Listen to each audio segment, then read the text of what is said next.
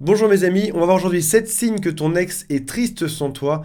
Et forcément, c'est quelque chose à laquelle tu as déjà pensé. Parce que si l'autre n'était pas triste, ça veut dire qu'il n'y a pas eu d'amour et surtout que la reconquête serait impossible.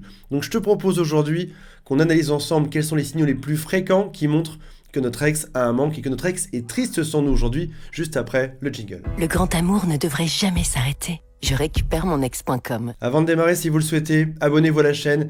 Il y a aussi un quiz qui s'appelle Quelles sont mes chances de récupérer mon ex? Le lien est juste en dessous. Et si votre cas est spécifique, appelez mon équipe. Ils sont là du lundi au vendredi pour écouter votre histoire sans jugement et pour vous donner des conseils. Cliquez dessus, ça n'engage à rien. Alors, le tout premier signal qui montre que ton ex est triste sans toi, c'est qu'il essaye de te rendre jaloux, soit de manière directe, soit de manière indirecte. Alors il y a plein de manières pour ça. De manière directe, bien sûr c'est le plus simple, il te dit « je fréquente d'autres hommes, je fréquente d'autres femmes en ce moment ».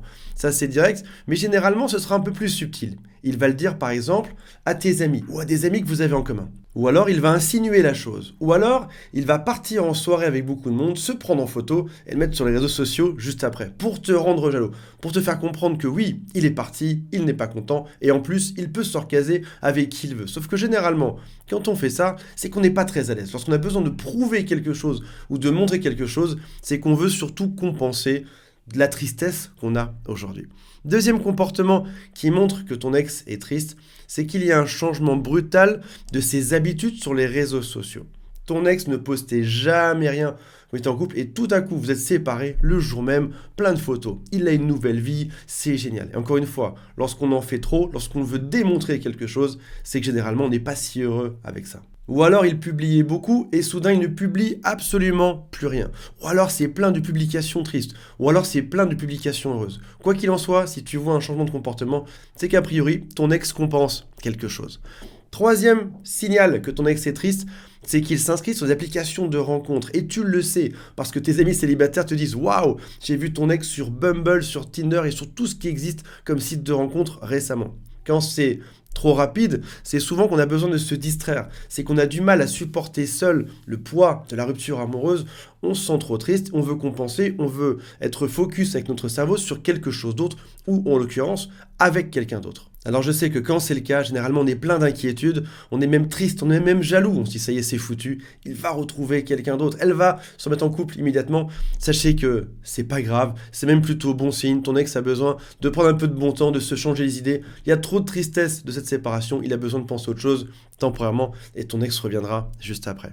Quatrième signal, prise de poids, perte de poids. Il y a des gens qui, après une rupture amoureuse, mangent beaucoup pour compenser un manque. Il y en a d'autres qui ne mangent plus rien parce qu'ils sont écœurés de tout ça.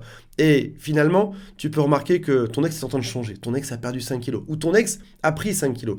Quand tu le vois, quand tu la croises, tu vois qu'il y a quelque chose qui est foncièrement différent. Ou peut-être même que ton ex n'arrive pas à dormir. L'insomnie va très souvent de pair avec les problèmes d'alimentation lors d'une rupture amoureuse. C'est un signe qui est certain d'une tristesse après une rupture amoureuse. Cinquième signal, des SMS alcoolisés ou même des appels en pleine nuit. Je t'aime, on se revoit quand, j'ai fait une erreur, je veux revenir. Et le lendemain, plus rien. On dit souvent que l'alcool nous désinhibe et vient couper nos frontières. Si on a beaucoup d'ego et qu'on n'ose pas dire à notre ex qu'il nous manque, et ben là, l'alcool vient effacer cet ego et vient juste parler de manière directe, de cœur à cœur. Il y a des gens qui vont dire oui, mais quand on est alcoolisé, on aime tout le monde. Oui, sauf que si ton ex ne voulait jamais revenir de sa vie avec toi, il n'y penserait même pas. Là, en l'occurrence, il y a une partie de lui qui se dit « j'ai peut-être fait une erreur, je devrais sûrement revenir ». Un autre signal, ce sont des SMS réguliers. Chaque jour, de manière sobre cette fois-ci, chaque jour, ton ex t'envoie des SMS pour savoir comment tu vas. À chaque fois, il y a un petit prétexte différent. Un détail technique, une facture EDF, quelque chose à récupérer. Mais tu as l'impression qu'il pourrait résoudre ses problèmes tout seul, mais pour autant, il est toujours en train de communiquer pour chercher un prétexte à avoir un contact avec toi. Sixième point, il a un langage dur avec toi, il est parfois même grossier, il y a des insultes ou des reproches permanents. Tu n'es pas assez comme ça, tout est de ta faute, plus jamais je ne ferai ce genre d'erreur, plus jamais je me mettrai avec toi, plus jamais je me mettrai avec quelqu'un qui te ressemble. Le pire dans la rupture amoureuse, c'est pas la haine, le pire c'est l'indifférence. On a dit que la terre était ronde, les extrêmes se rejoignent, amour et haine sont exactement au même endroit. Ce qu'on veut surtout pas, c'est de l'indifférence. Alors parfois, ton ex peut feindre l'indifférence, peut faire exprès pour te faire faire un peu plus de peine. Mais là, en l'occurrence, si jamais ton ex est dur, si jamais il y a des critiques, ne t'inquiète pas, c'est normal. Attends juste que ça se calme, ne réponds pas à ça, n'essaye pas la logique, n'essaye pas de le calmer, laisse juste passer la vague, la tempête, et après ça, tu reviendras. Sixième chose, tu as encore des affaires chez lui, ou alors il a encore des affaires chez toi.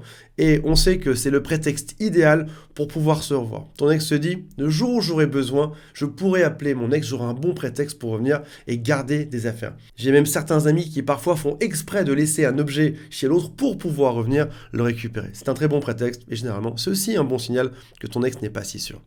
Septième point qui est beaucoup plus évident, ton ex te parle de bons souvenirs de la relation amoureuse. Il t'envoie parfois des photos, ou parfois il t'en parle à l'oral quand il t'appelle, ou parfois il t'envoie une petite vidéo, ou parfois il te suggère juste un endroit, une ville ou un restaurant où vous avez été. C'est une manière de te faire penser à ça également. Il a des bons souvenirs par rapport à ça, et il veut te mettre dans ce genre de souvenirs également, et dans l'état émotionnel qui va avec ce genre de souvenirs. Voilà mes amis, j'espère que ça vous aura été utile. Je vous rappelle qu'il y a un quiz en dessous qui s'appelle est-ce que j'ai une chance de récupérer mon ex ou pas? Il y a mon équipe qui vous attend également et on se retrouve très prochainement. Salut à tous, bye.